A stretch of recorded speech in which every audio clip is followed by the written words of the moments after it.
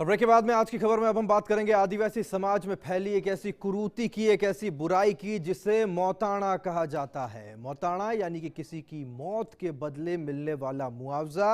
ये एक ऐसी प्रथा है जहां किसी शख्स के घायल होने या फिर उसकी मौत हो जाने पर सामने वालों से भारी भरकम राशि मुआवजे के तौर पर वसूली जाती है।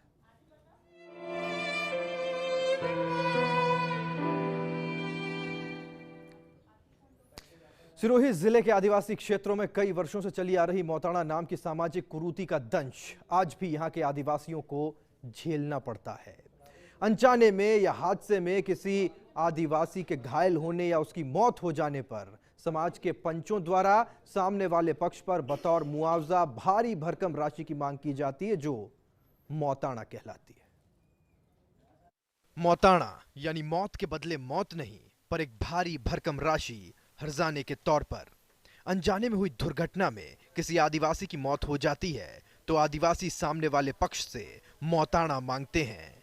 इसे लेकर उनके गांव में आदिवासियों को इकट्ठा करने के लिए ढोल बजाया जाता है और मौताने की राशि तय की जाती है, जो कि लाखों में भी हो सकती है।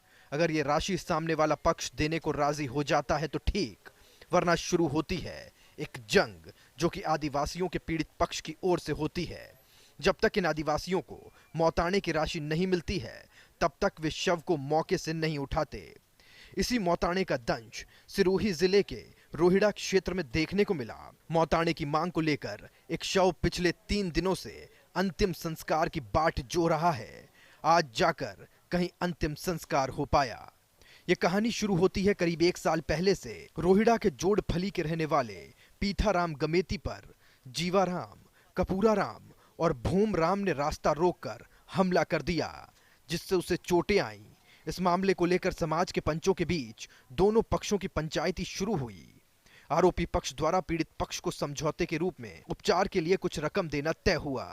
हमारा भाई स्वरूपगंज से आ रहा था, तो वहाँ पे रास्ता में रोककर इसको मारा और आज की डेट में लाश अस्पताल में पड़ी है। जब तक ये फैसला नहीं होगा, जब तक ये लाश हम लोग नहीं उठाएंगे। लेकिन इस घटना के 9 महीने बाद एक आश्चर्यजनक मोड़ आता है, जिसमें पीठाराम की मौत अचानक हो जाती है। अब यहाँ पीठाराम के परिजनों का आरोप है कि 9 महीने पहले हुए पीठाराम पर हमले के कारण उसकी मौत हुई है। पीठाराम की चोटों का सही इलाज नहीं होने के कारण अब 9 महीने बाद उसकी मौत हुई। फिलहाल यहाँ पीठाराम के शव का 3 दिन बाद अंतिम संस्कार हो पाया, लेकिन ये मौताना नामक महादानव धीरे धीरे अपनी बाह पसारता जा रहा है। यदि समय रहते इस मौताना को नहीं रोका गया तो एक विकराल रूप ये धारण कर सकता है। करीब 2 साल पहले आदिवासी बाहुल्य इलाके पिंडवाड़ा में इस कुरीति के खिलाफ पिंडवाड़ा के शहरवासियों, जनप्रतिनिधियों ने एक होकर मौताना विरुद्ध संघर्ष समिति का गठन किया है और मौताने को समाप्त करने का निश्चय किया। अगर आदमी मर गया तो उसको जलाने के लेके जाता है। अगर वो नहीं जलाया जाता है तो उसके बाद में सब हमारे समाज के लोग इकट्ठे, भाइयों के लोग इकट्ठे होके अगर दूसरा मामला झगड़ा हो जाता है दोनों पार्टियों के बीच में, नहीं तो समझौता हो जाता है, उसके बाद में मातम के रूप में लेके जाके जलाते हैं उसको और हमारा निपटारा बाद में हो जाता है। लेन देन होता है, अगर लेन देन के बारे में तो लोग आगे वाला मान जाता है, उसके 2-2.5 लाख रुपए देते हैं और बाद में समझौता हो जाता है। इस समिति के द्वारा जहां पर भी मौताना होगा, वहां जाकर उस मौताने को रोकने का प्रयास किया जाएगा। इन सभी शहरवासियों और जनप्रतिनिधियों ने मिलकर पुलिस और प्रशासनिक अधिकारियों से भी बातचीत की है।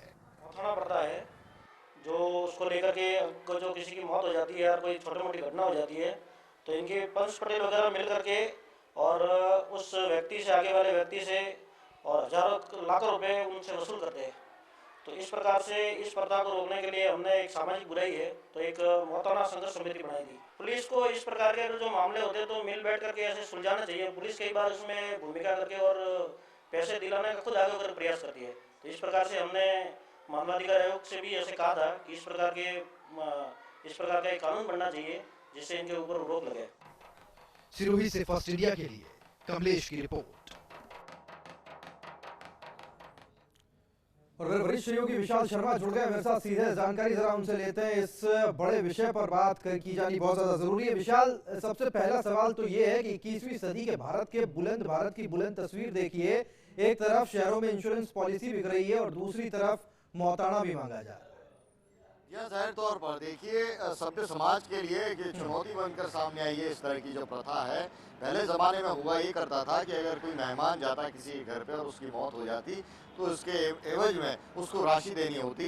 वो मामूली राशि थी, एक समाज के भीतर की एक परंपरा थी, एक टोकन मनी जिसको हम कह सकते हैं, वो एक मामूली राशि है वो दी जाती थी।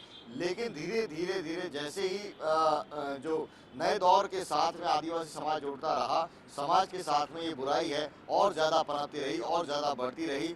जो पहले चंद सैकड़ों में बात हुआ करती थी, फिर हज़ारों की बात हुई, अब लाखों तक भी मामला है वो सुलझता नहीं दिखता है। सिरोही का ये जो मामला सामने आया है रोहिड़ा का, वो उसको अगर हम गौर से देखें तो 9 महीने पहले वो उसका किसी के साथ झगड़ा हुआ था, मारपीट हुई थी और उसके बाद में 9 महीने बाद उसकी अचानक उसकी मौत हो गई। परिवार ने बताया कि उस वक्त जो उसको चोट लगी थी, उस वक्त जो उसको नुकसान हुआ था, उसकी वजह से उसकी मौत हुई है। तो ये कि विकृत स्वरूप है, इस तरह से सामने आता है। कई बार राहुल पॉलिटिकल राइवलरी है, वो भी इसका एक विकृत स्वरूप है, वो भी सामने आता है। डूंगरपुर में कई ऐसे मौके हो चुके हैं, ऐसी घटनाएं हो चुकी हैं। विकास नगर एक जगह है, वहाँ पर हम 90 के दशक की बात करें, इस हद तक मामला बढ़ा था। आदिवासी और गैर आदिवासी समाज के बीच का ये मामला था और वहाँ मोहताना का ये पहलू जुड़ जाता है तो समस्या और ज़्यादा विकट हो जाती है और ज़्यादा विकृत हो जाती है। बिल्कुल। और विशाल, सबसे बड़ा पक्ष तो ये हो जाता है कि मोहताना अगर नहीं दिया तो फिर हमला बोल दिया जाएगा, जैसे पाषाण युग के एरा में कोई जी रहा है। जी हाँ, जाहिर तौर पर जिस तरह से मोहताना की राशि होती है 20 लाख, 25 लाख, 40 लाख, 50 लाख, इस तरह की डिमांड जिस तरह से बढ़ती जा रही है और लोगों को लगता है कि पैसा कमाने का ये जरिया आसान हो सकता है, तो मोहताना की रकम है वो भी बढ़ती जाती है और ऐसे में जो समझौता है वो किसी तरह से हो नहीं पाता। और राहुल, दिलचस्प इसमें बात यह है कि इसमें किसी तरह की FIR है वो लॉन्च नहीं होती। समाज का जो ढांचा है उसके अंदर एक बुराई के रूप में जरूर मोहताना प्रथा मौजूद है, लेकिन कानून के अंदर इस पर कोई सजा का प्रावधान नहीं है या कानूनी किसी तरह का ये जुल्म है वो नहीं माना जाता। तो कुल मिलाकर ये अभी इसी अंतर्द्वंद में है कि ये सामाजिक कुरीति है, इसको या तो अपराध की श्रेणी में लाया जाए, इस तरह की डिमांड करना, जिस तरह से सती प्रथा को कानूनी जामा पहना दिया गया है, सती किसी को न तो किया जा सकता है न कराया जा सकता है, इस तरह का कानूनी राइडर एक लग गया है। इसी तरह से मोहताना के ऊपर जब तक कोई कानूनी राइडर नहीं लगेगा तब तक ये सामाजिक बुराई के रूप में रहेगी और कुछ लोगों ने इसको मोहरा बना दिया है पैसा कमाने का, वैमनस्य पैदा करने का समाज के अंदर और एक तरह से बड़ी राशि हड़पने का एक जरिया बना दिया। और इसीलिए दिन ब दिन हमने देखा है डूंगरपुर बांसवाड़ा की अगर हम बात करें, जिन जिलों में ज्यादा ये मोहताना की प्रथा है, पिछले 6 महीने में 30 से 35 मामले हैं वो सामने आ चुके हैं। जो गैर आधिकारिक जो आंकड़े हैं वो ये बताते हैं। आधिकारिक रूप से इनके चूंकि FIR इसमें दर्ज नहीं होती तो कितने मामले आए वो तय नहीं है, लेकिन गैर आधिकारिक जो आंकड़ा है वो बताता है कि समस्या बहुत ज्यादा है और समझाइश और जो गतिरोध पैदा होता है उसका रास्ता समझाइश से ही निकलता है, इसके अलावा कोई चारा नहीं है। ये एक इस मोहताना की गंभीर इसका जो पहलू है वो है। बिल्कुल। खासतौर पर वागड़ का वो इलाका, आप विशाल इसको अच्छी तरह से समझते भी हैं, प्रतापगढ़, साथ ही डूंगरपुर, बांसवाड़ा, उदयपुर का भी एक बड़ा हिस्सा, यहाँ पर ये प्रथा या यूं कहें कुप्रथा चल रही है। क्या समझे, कानून के लंबे हाथ इन इलाकों तक पहुंच नहीं पाते या फिर पुलिस चाहती नहीं कि वो इन सब पचड़ों में पड़े? देखिए, मैंने आपको बताया राहुल कि कोई कानूनी अपराध है ही नहीं। दिलचस्प बात ये आप देखिए कि मोहताना जैसी कुरीति है वो कानून के दायरे में नहीं आती। ये इसको कानून के अंदर इसको किसी तरह का अपराध नहीं माना गया है, क्योंकि एक तरह से ये आपसी समझाइश की बात है, दो पक्षों के बीच की बात है, जिसमें एक पक्ष का व्यक्ति है वो मारा जाता है चाहे किसी वजह से हो और दूसरे पक्ष से उससे जुर्माना वसूला जाता है, हर्जाना वसूला जाता है और जो दूसरा पक्ष है वो दे भी देता है। अमूमन ये परंपरा रही है। विकृति इसमें तब आई जब इसके अंदर रकम है वो बढ़नी शुरू हो गई।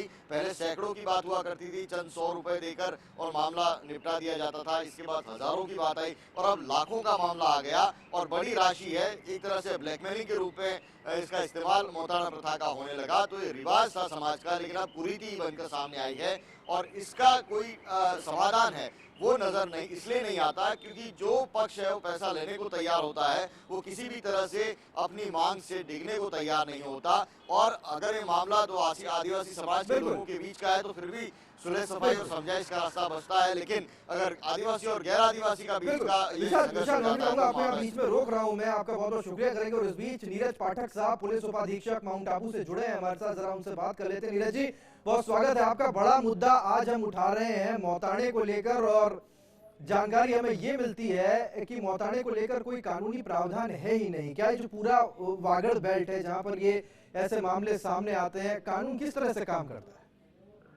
इसमें मोहताड़े से संबंधित तो कोई विशेष अलग से कोई प्रोविजन है नहीं। इसमें जो इंडियन पिनल कोड की जो प्रोविजन है उसके हिसाब से हम काम करते हैं। बाकी जो मोहताड़ा है ये इसकी बहुत पुरानी सामाजिक कुरीति है, उसको हमारी प्रशासन और पुलिस की तरफ से डिमोरलाइज करने के हमेशा प्रयास किए जाते हैं, लेकिन इनमें शैक्षणिक स्तर कम होने की वजह से इसको खत्म करने में थोड़ा वक्त लगा है। जी बिल्कुल नीरज जी, बहुत बहुत शुक्रिया आपका इस बातचीत के लिए। नीरज पाठक पुलिस उपाधीक्षक माउंट आबू से हमसे बात कर रहे थे। और ये बात दरअसल समझने की जरूरत है कि लोग पुलिस के पास जाते ही नहीं है, चूंकि ये आपस का मामला समझा जाता है, वो आपस में इसको सॉल्व कर लेना चाहते हैं। पुलिस की भी कई बार कोशिश रहती है कि इसको कानून के दायरे में लाएं, लेकिन किस तरह से लाएं जब कोई कानून है ही नहीं। बड़ा सवाल है कि आखिर इस 21वीं सदी में मोहताड़ा जैसी कुप्रथा कब तक चलती रहेगी। आज की खबर में इतना ही। नमस्कार।